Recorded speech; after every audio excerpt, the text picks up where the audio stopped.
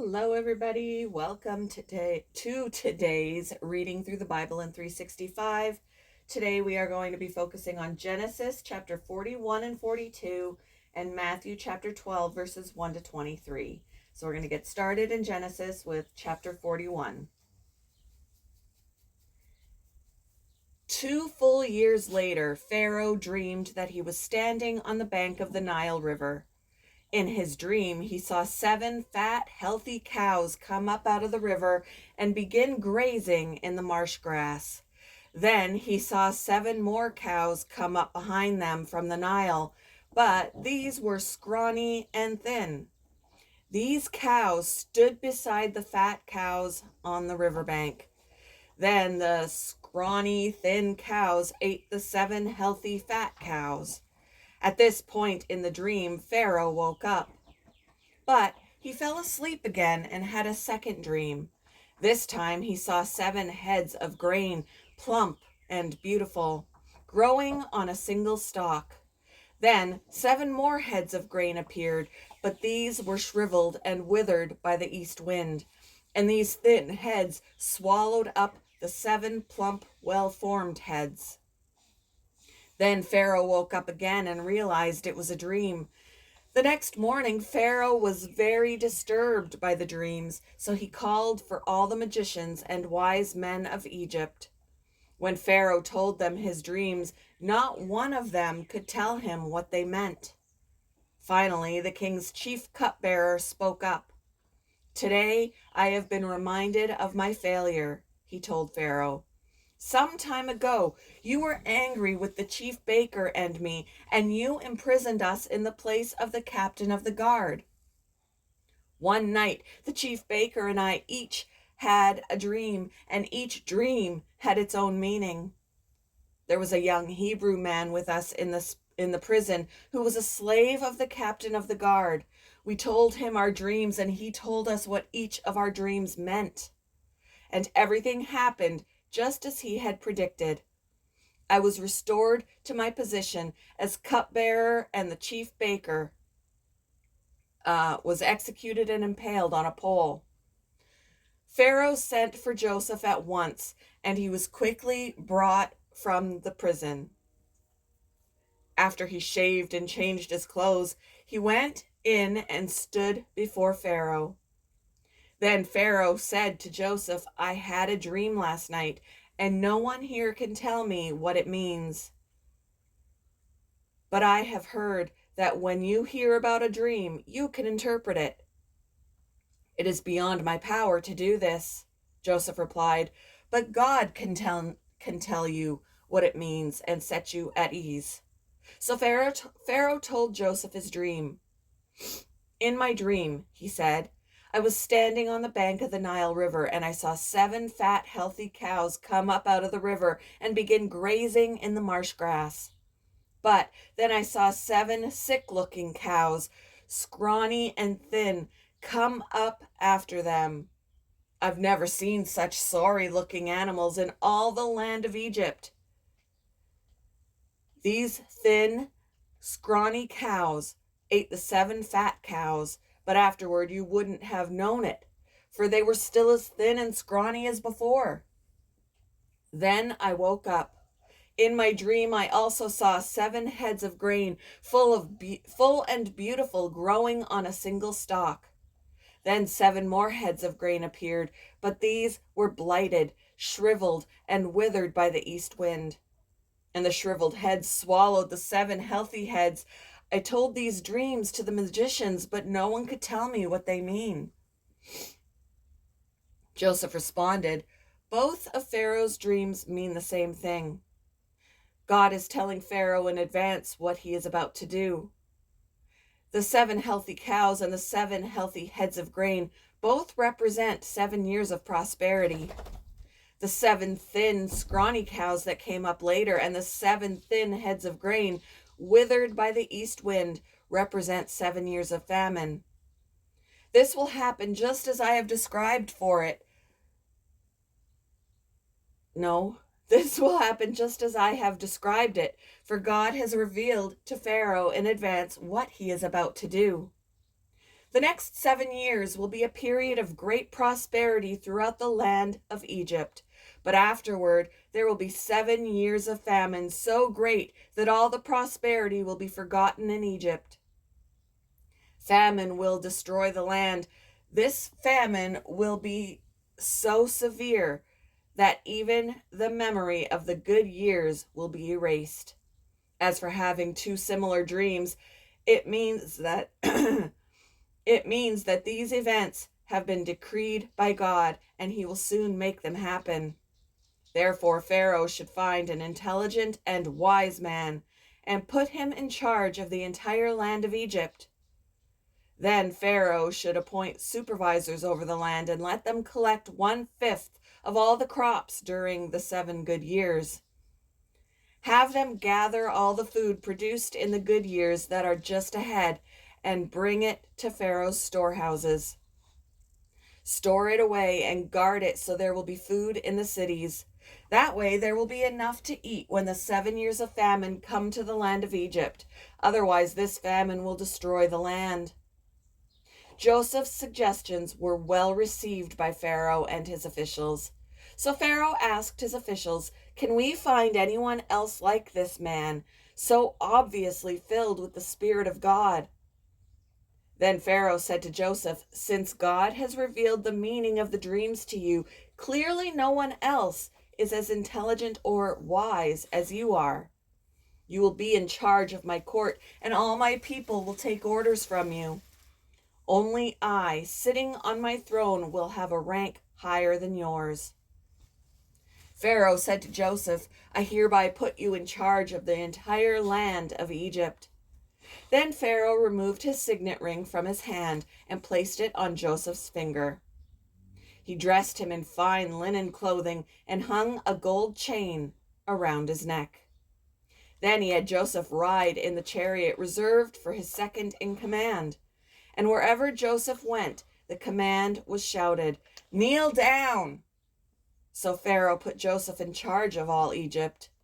And Pharaoh said to him, "I am Pharaoh, but no one will lift a hand or foot in the entire land of Egypt without your approval." Then Pharaoh gave Joseph a new Egyptian name, Zaphenath Paneah. He also gave him a wife whose name was Asenath. She was the daughter of Potiphera, the priest of On. So Joseph took charge of the entire land of Egypt. He was 30 years old when he began serving in the court of Pharaoh, the king of Egypt. And when Joseph left Pharaoh's presence, he inspected the entire land of Egypt. As predicted, for 7 years the land produced bumper crops. During those years, Joseph gathered all the crops grown in Egypt and stored the grain from the surrounding fields in the cities. He piled up huge amounts of grain like sand on the seashore. Finally, he stopped keeping records because there was too much to measure. During this time, before the first of the famine years, 2 sons were born to Joseph and his wife, Asenath, and the daughter of Potiphera, the priest of On. Joseph named his older son Manasseh, for he said, "God has made me forget all my troubles and everyone in my father's family." Joseph named his second son Ephraim, for he said, "God has made me fruitful in this land of my grief." At last, the 7 years of bumper crops throughout the land of Egypt came to an end. Then the 7 years of famine began, just as Joseph had predicted. The famine also struck all the surrounding countries, but throughout Egypt there was plenty of food. Eventually, however, the famine spread throughout the land of Egypt as well, and when the people cried out to Pharaoh for food, he told them, "Go to Joseph and do whatever he tells you." So, with severe famine everywhere, Joseph opened up the storehouses and distributed grain to the Egyptians, for the famine was severe throughout the land of Egypt. And people from all around came to Egypt to buy grain from Joseph because the famine was severe throughout the world. Chapter 42. When Jacob heard that grain was available in Egypt, he said to his sons, "Why are you standing around looking at one another? I have heard there is grain in Egypt. Go down there and buy enough grain to keep us alive. Otherwise, we'll die." So Joseph's 10 older brothers went down to Egypt to buy grain. But Jacob wouldn't let Joseph's younger brother Benjamin go with them for fear some harm might come to him. So Jacob's sons arrived in Egypt along with others to buy food for the famine.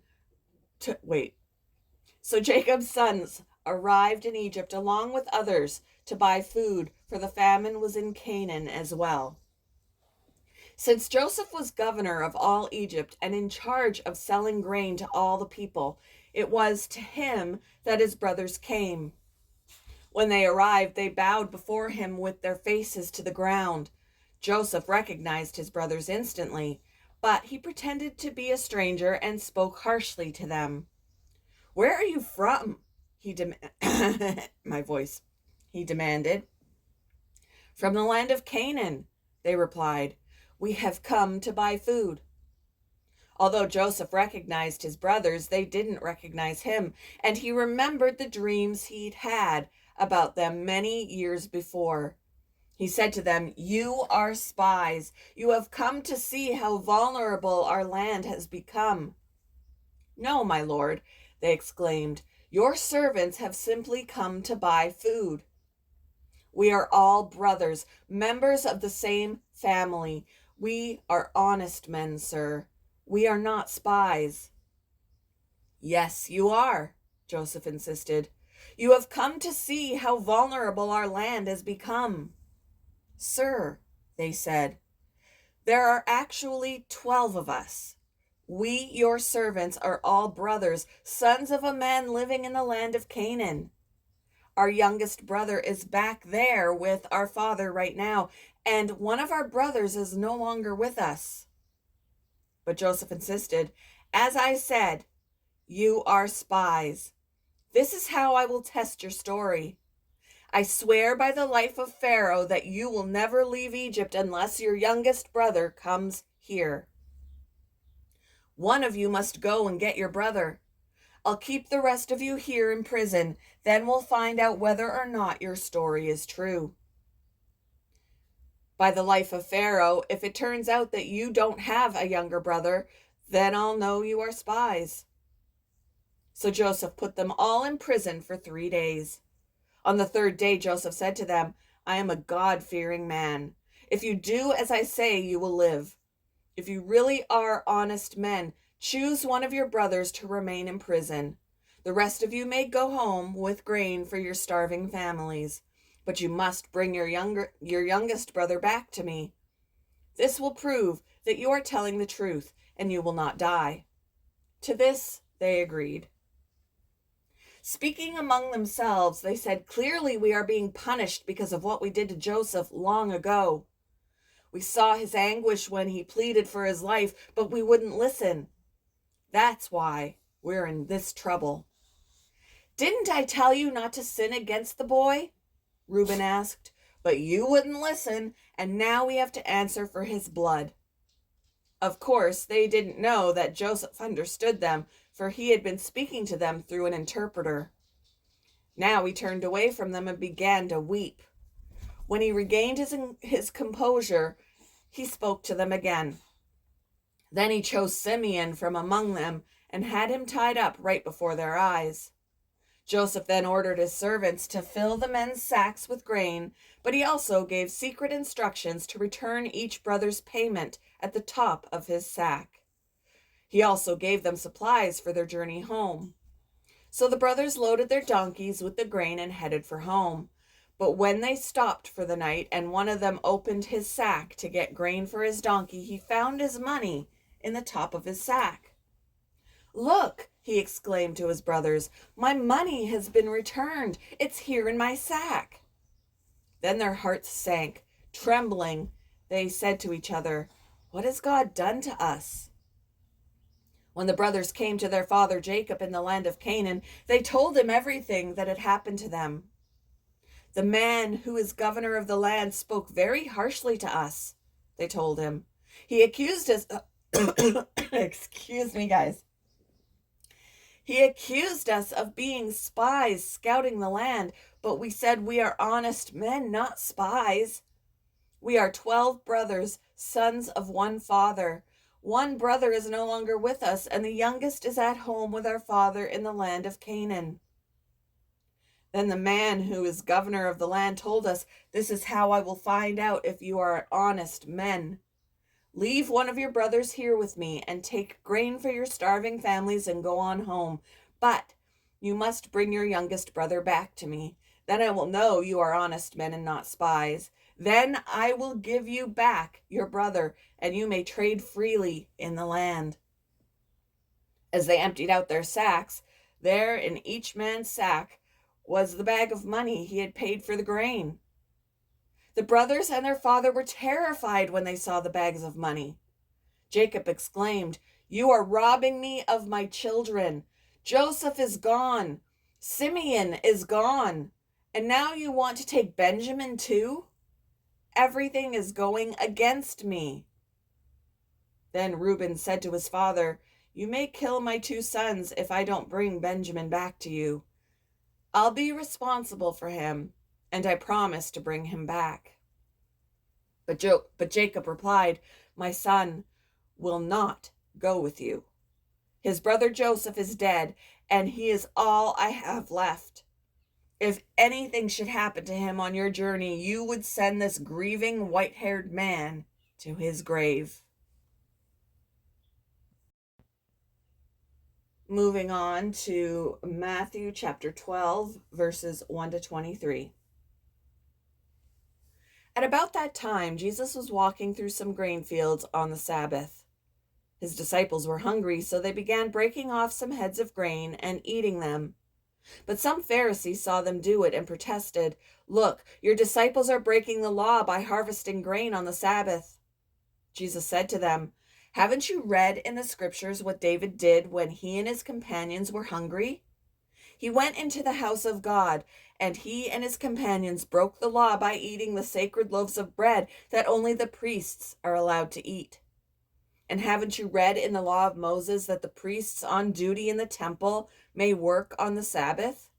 I tell you, there is one here who is even greater than the temple. But you would not have condemned my innocent disciples if you knew the meaning of this scripture. I want you to show mercy, not offer sacrifices, for the Son of Man is Lord, even over the Sabbath." Then Jesus went over to their synagogue, where he noticed a man with a deformed hand. The Pharisees asked Jesus, "Does the law permit a person to work by healing on the Sabbath?" They were hoping he would say yes, so they could bring charges against him. And he answered, "If you had a sheep that fell into a well on the Sabbath, wouldn't you work to pull it out? Of course you would. And how much more valuable is a person than a sheep? Yes, the law permits a person to do good on the Sabbath." Then he said to the man, "Hold out your hand." So the man held out his hand, and it was restored, just like the other one. Then the Pharisees called a meeting to plot how to kill Jesus. But Jesus knew what they were planning, so he left that area, and many people followed him. He healed all the sick among them, but he warned them not to reveal who he was. This fulfilled the prophecy of Isaiah concerning him. "Look at my servant whom I have chosen. He is my beloved who pleases me. I will put my spirit upon him, and he will proclaim justice to the nations. He will not fight or shout or raise his voice in public. He will not crush the weakest reed or put out a flickering candle.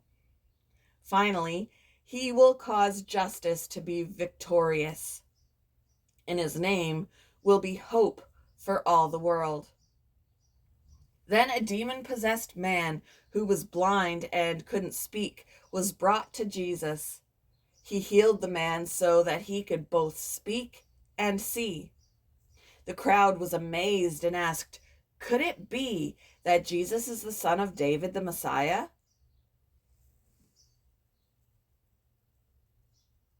Thank you for joining me for today's reading through the Bible in 365. I hope you all have a wonderful Thursday.